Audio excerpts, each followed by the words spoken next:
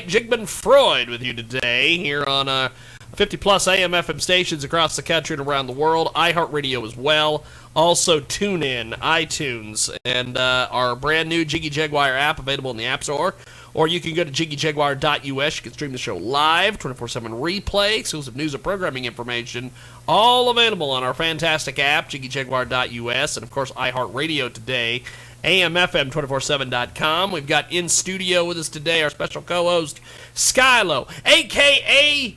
KANE, in the building. What's up, man? Overcrowding the spaces. And on the old telephone, this guy, if anybody needed to be on this program, it would be this guy. Let me give you a little bit of stats. HIV commissioner, executive director of the Free Speech Coalition, and he is the man. And I know I'm going to butcher your last name, Eric, so I apologize in advance.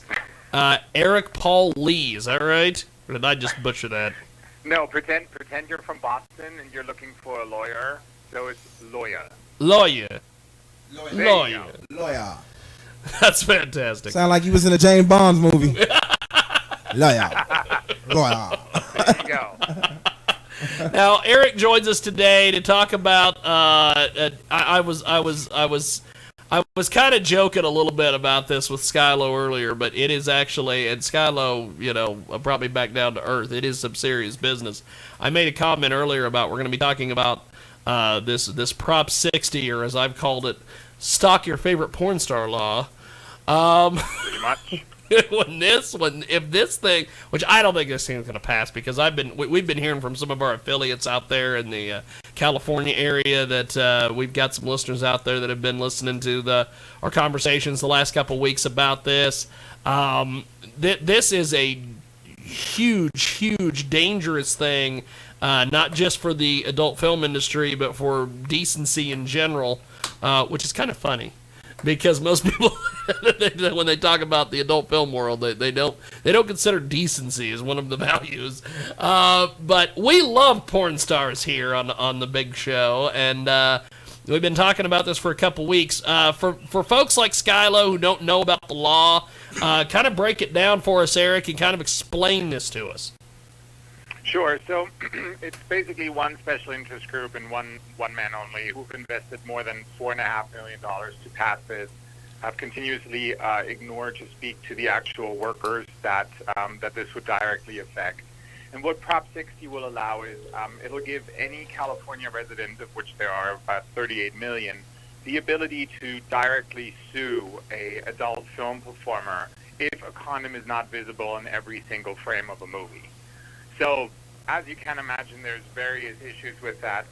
Least, or rather, say most of all, that within these lawsuits, we're looking at a serious privacy issue for legal names and home addresses will be made accessible. And when you think about adult film performers who are in general entertainers, they're very focused on protecting their privacy and their home address and legal names, because there are people out there that might just get a little bit too excited wanting to use them. Or there are people that fully and wholeheartedly disagree with what they do and what they say. And so we have a serious threat here. And I appreciate you saying that it's unlikely to pass, but I think it's going to take every single one of us and every voter out in California to really take a strong stand together with the Democratic, Republican, and Libertarian Party, who have all voted to oppose Prop 60. And see, this is something else, Skyy, that we were talking with a few guests a couple weeks ago about this. I find this to be the craziest thing, is that all the political parties, Democrat, Republican, Libertarian, they're all on the side of the adult film industry and voting no on this thing. That I don't think that's ever happened, ever. Because you got to understand, you have your right of freedom in this country, man. Yeah. So I mean, don't think that our government doesn't work for us sometimes in certain aspects of it, but there's a flip side to that coin. As usual, is a monetary system that can be gained from those type of industries. Yeah. Now, I am opposed to the fact that the segment of that law, which will be the disclosure of somebody's private information. You know what I'm saying? That right there can be real serious. That right there can get somebody hurt in the process of that. And I'm opposed to that. Yeah. I don't think that law should be passed to where they are able to do that. Eric, that is just to follow up there on Skylo's point. That is just absolutely amazing that they're gonna, this thing happens to pass. That sets up for all sorts of just negatives in the fact that a performer's real name, home address, all that is basically going to be on the table for really any jobber, any idiot out there who wants to get their hands on it. I don't even know why that's the law. Now I can see the part on them being sued for not using protection in these videos and stuff like that, because you got to understand this, man. Since my era coming up in the 90s and stuff like that, practicing safe sex was one of the most important topics in the world. And if it's not teaching that, then there are diseases that can be contracted and stuff like that. If you can charge somebody for giving somebody else AIDS and being in the porn industry, and you can't get charged for that because you're under contract to do that, and you just say you give somebody AIDS, they're not going to approach it in the same situation. But I can see some dude in college go give some girls some AIDS. They crying on TV saying he done slept with everybody in the college. Now they all got AIDS. You see what I'm saying? So I'm on the flip side of that, I will promote that side of it because this is the thing, Eric. Don't they already have a condom law in place? So there's currently, and also let me respond to some of the other points that were raised. Yeah, because I think it's really important to have a substantial conversation. Oh, so definitely. That's why you're here, my friend. That's why you're here. Exactly. So there is KALOSHA regulation that was written in 1992, under which the adult film industry currently is being tried to be regulated. Now, the adult industry over the last 7 years has advocated for changes to that regulation within a process that basically would have created specific regulations for the industry. Now, the regulation that KALOSHA, basically the state agency charged with workplace safety, came up with was not what adult film performers were looking for in order to keep them safe, because it completely and fully lacked understanding of what it is that is actually being done in this industry. So when we talk about that, we have to understand that adult film performers get tested every 14 days, not just on the good old test that we developed in the 90s, but actually on the best scientifically proven test, which looks for the RNA of the virus. So it comes up really, really quickly that we're able to detect if an active infection is actually present. So what we're looking for is, within sexual health, you have to understand that there is numerous options, and condoms is probably, in today's world, not necessarily the most effective in order to keep people safe. And when we talk about sexual health, and especially when we talk about sex workers or adult film performers, we have to listen to the constituency, we have to listen to the demographic to really say how do we best support everybody in their wish to be safe. I mean, I'm a gay man.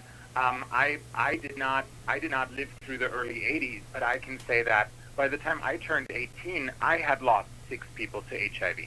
Right? Yep. But in today's world, we're looking at pre-exposure prophylaxis, which is a daily pill you can take that prevents HIV by greater than 99% effectiveness, versus a condom that somewhere lingers between 70 to 85% effectiveness. So we really have to understand that there is strong nuances. And the most important part is that the performers are working with the state agency to build proper regulations that will keep them safe.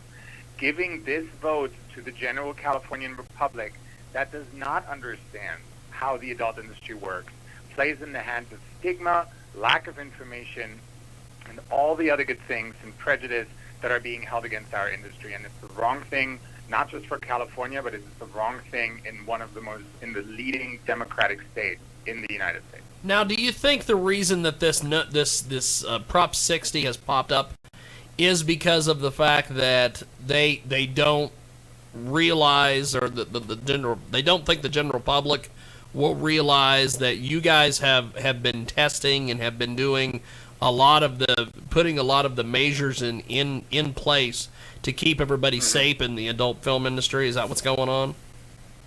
I think what's going on is that there is a special interest group that has $4.5 million to tell the people whatever they want to, whatever they want to tell. Yeah. And that's a group that has continuously refused to talk to the workers themselves, has claimed to be speaking for the workers and all the other good things. And that's really where we have to say shame on them for trying to talk over the people that are actually affected here. So I think there's various aspects as to why this has popped up. AIDS Healthcare Foundation, who is the sole proponent and the sole funder of Prop 60, and has basically used $4.6 million that we could have used to prevent HIV infections in the general public. They're standing completely alone on this, and they have failed passing AB 332, AB 640, AB 1576. All legislative efforts that the legislature in California has said, this is bad. We need the workers to be able to give input to this. You're trying to speak over these folks. That's not right. And now we find ourselves in the ballot initiative process, which is truly a shame, because the money that we're using to fight Prop 60, we could actually use to affect real change. We're looking at 0 HIV infections in the adult film industry on set in over 12 years. Yes, you guys have a very good health record. In the United States, we've had over 600,000 HIV infections. So is this really where we need to spend our money and our focus? And it's probably a no.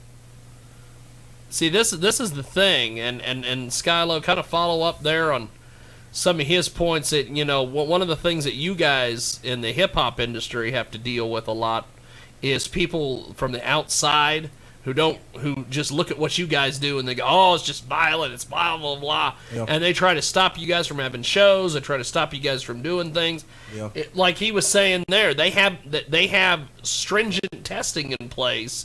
How do you, I guess, change that stigma to where you don't have and this is for either one of you guys, how do you change that stigma, like with the hip-hop industry? How do you change it to where people don't view you guys as violent? How do you change the stigma in the adult film industry to where people are like, oh yeah, people are just getting STDs all the time? How do you change that stigma to where something like this 60 doesn't have any effectiveness, I guess? I'll start with Skyy. There's not too much. You can only cast your vote, man. Yeah. Everybody's gonna have their views, their opinions. I don't look at it as a stigma, period. He just enlightened me on a lot of things I didn't know about that industry. So yeah, I don't look at it as a stigmatism, period. Yeah. I look at it as people overall. We are individuals. We are human, and we're gonna have our different views. Yeah. I'm a proud watcher of porno. I like porno. That's my shit. That's my shit. You go. So you know what I'm saying? I love that shit. So, I'm just saying, it's just like I said before, he enlightened me. Now I know. There's no way to stop the stigmatism. Yeah. If it's not even there. Yeah. You know what I'm saying? It's like what it's going through now is politics, man. It's another factor of government trying to control something. Yes. But my thing is, I don't understand. What I don't understand is the fact that all these politicians, there shouldn't even be a fight going on about it. These people rights. Period. Why would you want to take their privacy away from them? That too. You know what I'm saying? And that's the thing, Eric. Why is that taking place? Why are they wanting to basically just harass you guys privately now instead of publicly? I think they're trying to do both, right? Look at what's going on in the media. If you're looking up #NoProp60, you'll find a lot of that. I think to answer your first question, I think what's really important is that we need to, as a society and as a culture, we need to start being able to have open and honest conversations about what's going on. We need to leave our prejudice and our moralistic prejudice. We need to leave that at the door, and we need to look at things for what they truly are.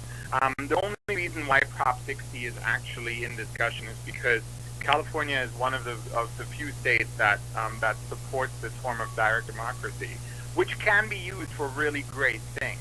right? But when you're taking a heavily marginalized population, you start shaming them in public over more than 7 years. You say somebody contracted HIV while working in the industry versus actually because of their job, which are two completely different things. Yeah. And again, we haven't had an HIV onset transmission in over 12 years. Then all you're doing, and all that AIDS Healthcare Foundation and its leader, Michael Weinstein, are perpetuating is stigma and fear. And that's not the America I love. That's not the America I want to stand for. I believe in our Constitution. I believe in freedom of speech. And I believe that if we want to truly commit to helping workers and to keep workers safe, then we need to be able to have an open and honest conversation with them. Not over them, not for them, but not against them, but with them. And Prop 60 is point-blank proof that one man and one man only can take $4.5 million out of a nonprofit and feed his own ego and political agenda with that kind of money instead of giving it to the people that are actually in need of it. Right. And that's what's bad, and that's what's wrong. Right. And see, this is the thing, Kane. They are in an uphill battle out there in California with the fact that the other side has got a shit ton of money. How do you think you know? I know with them, they've been raising money and they've been doing different things, trying to get the word out, social media, all this stuff. But man, how do you counter something like that, Kane? Woo!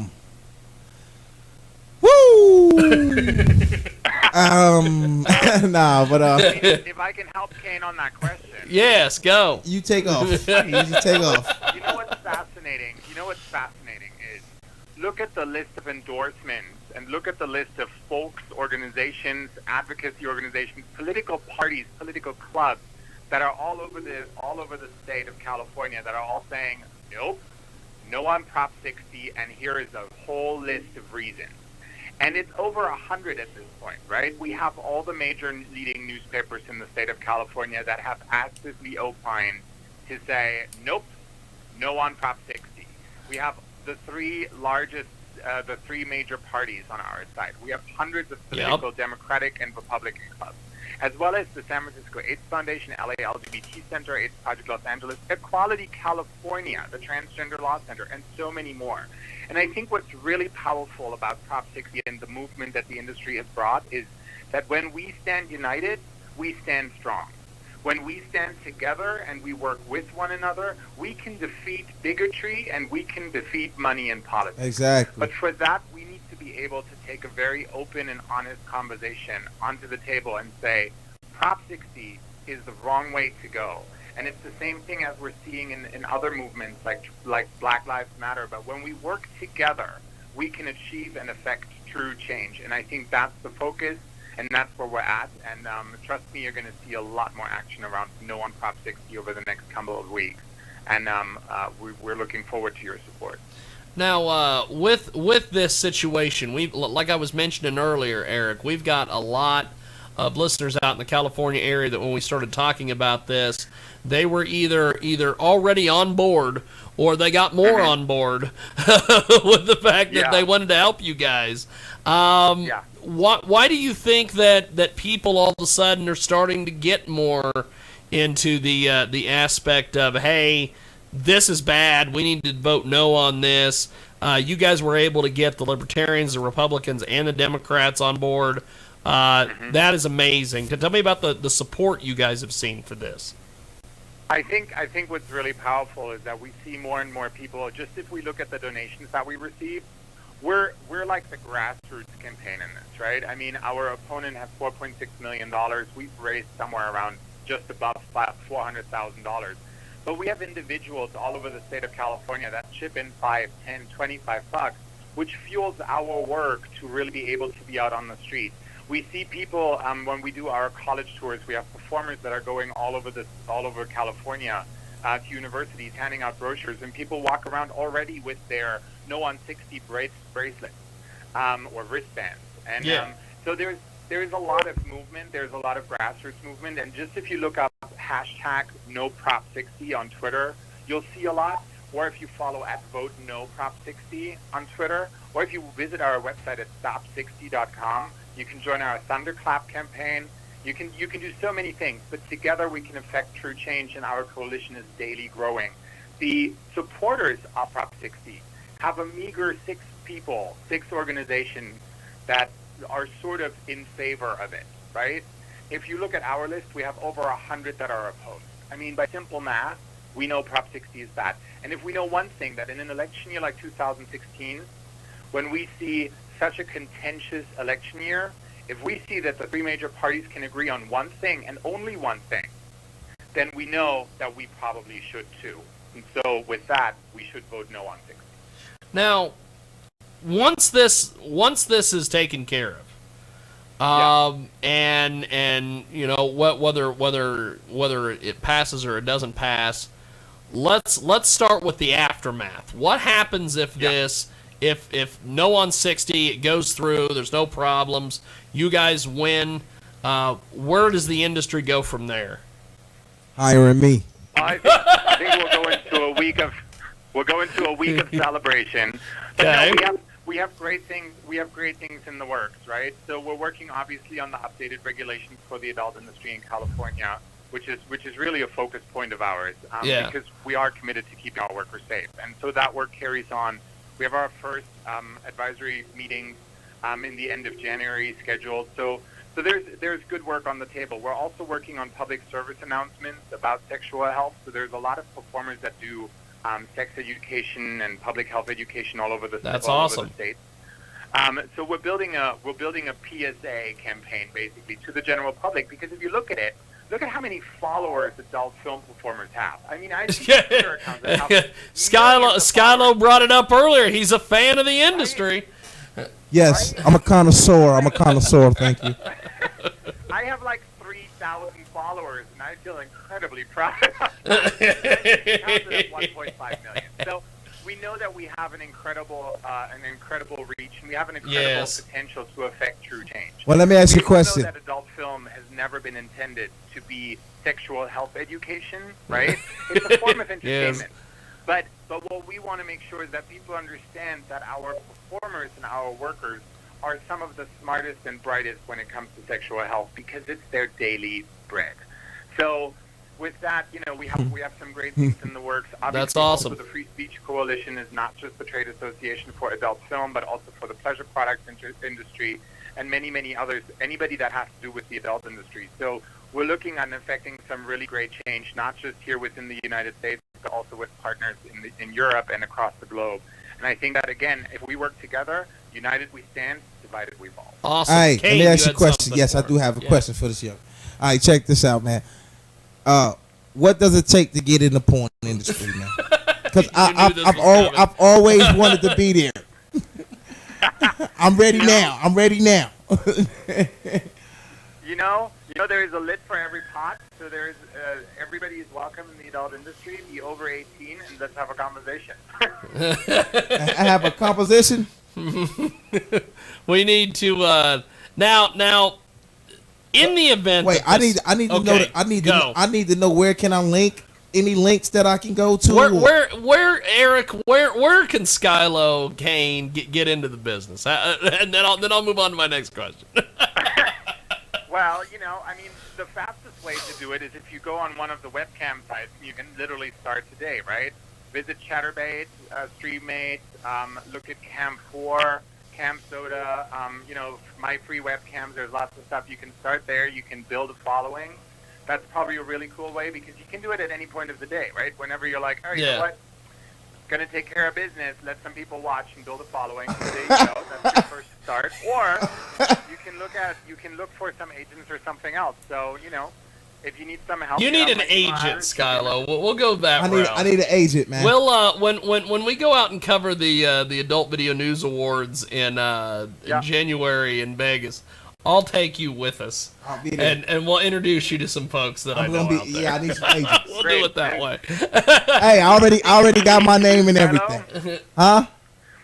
The other thing you really need to do is look up the Adult Performer Advocacy Committee.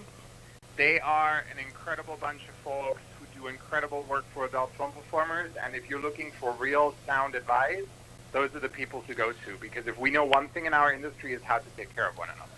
That's Okay. awesome. I actually work with those folks. I will pass that along to Skylo when we get off the air here with Yeah, you. I got my name and everything. I'm ready. He's ready to go, Good. Eric. now, Good. now, if this happens to somehow, some way pass, what the hell's the backup plan for the adult film industry? Because I know a couple weeks ago we were speaking with a few folks, and they were telling us that there are people that they know in the industry that are already looking for other real estate in other states. They're looking to get the hell out of there. What is the backup plan, I guess, if this sails through somehow? Well, I think, first off, I must admit that would be a very dire situation. Yes, it would be. Because we have to understand that Prop 60 is not about condoms, but it's really about criminalizing a legal industry and criminalizing adult consent, knowledge, and all the other good things. Yeah. So it's dire and it's bad. FSC, Free Speech Coalition, the trade association here that I work for, we've been around for 25 years. We've seen some pretty scary stuff. But we fought hard and we fought validly in the courts, out of the courts, wherever we could, and we've always managed to take care of business, right? So, and to take care of one another and to take care of our workers. So, should Prop 60 pass, rest assured, we have a plan B.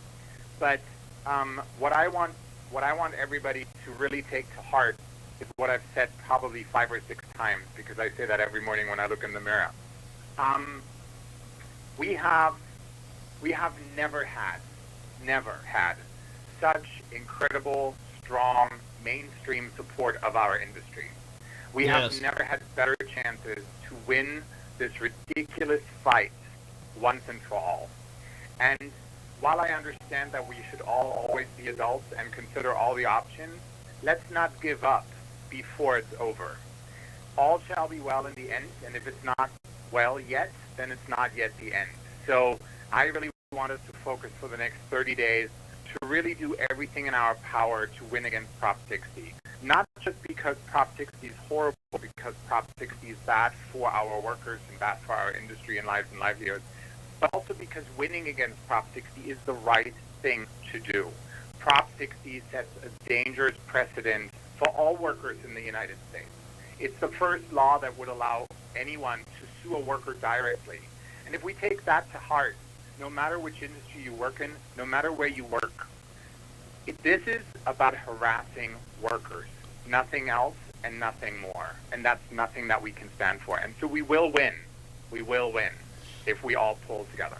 Now, have you had anybody, and I don't think that this seems to be a universally recognized thing where everybody in the industry is jumping on this thing and helping you guys out and doing all this, but have you had anybody who has been like, being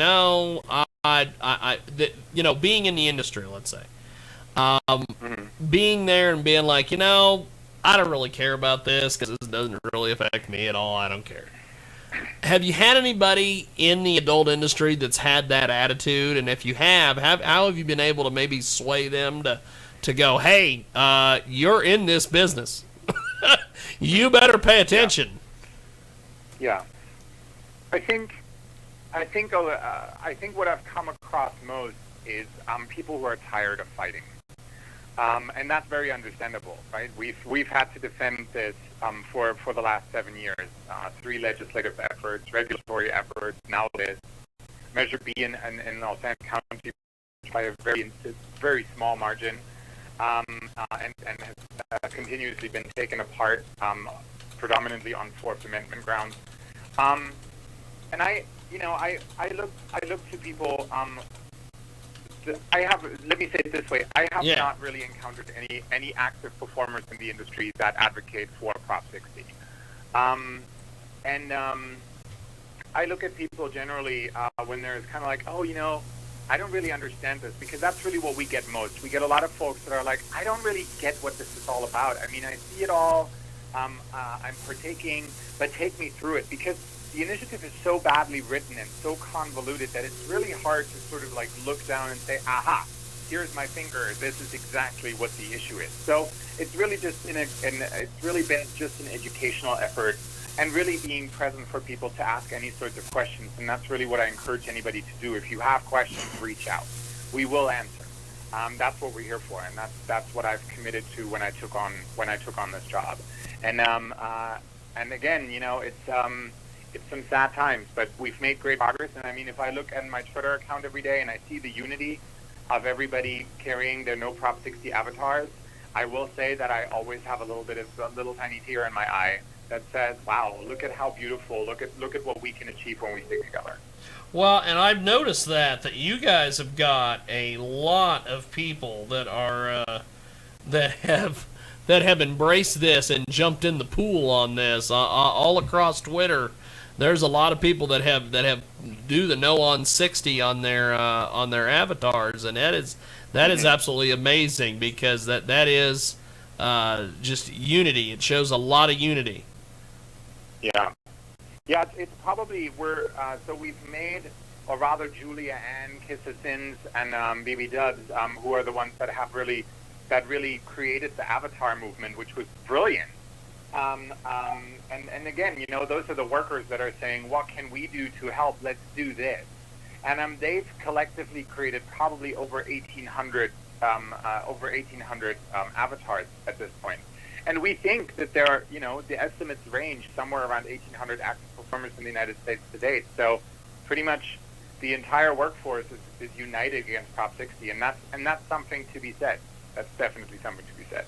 Now, Skyy, you got anything else for Eric before we let him go today? No, I was just gonna tell him I'll see him in the porn world, buddy. I'll be there. I'll be there.